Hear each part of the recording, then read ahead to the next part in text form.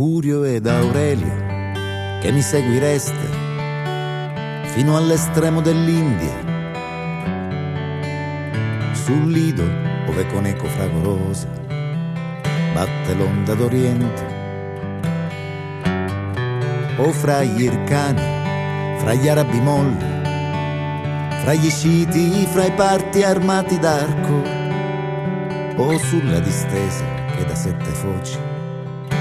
colora il Nilo, come fiore caduto al limite del prato, quando lo tocca l'aratro che passa e se ne va,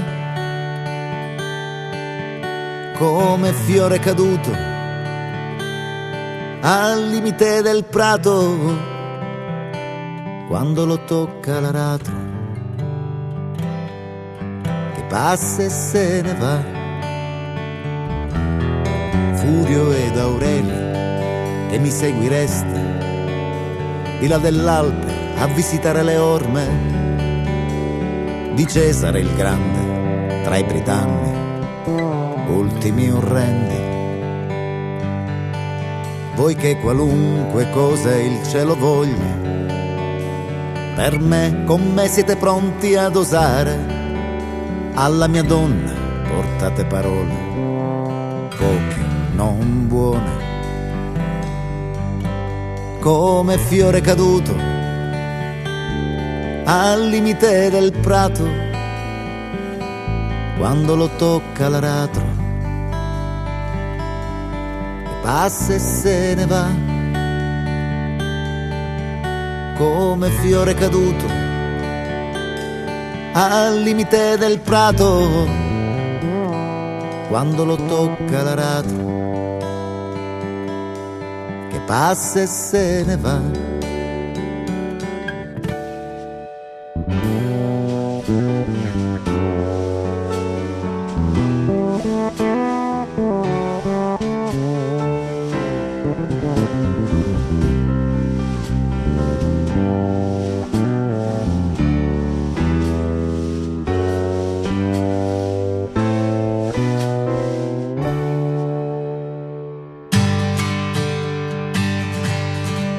Che vivessi stia bene con gli amanti, i 300 che tutti insieme abbraccia, nessuno amando in cuore ma ad ognuno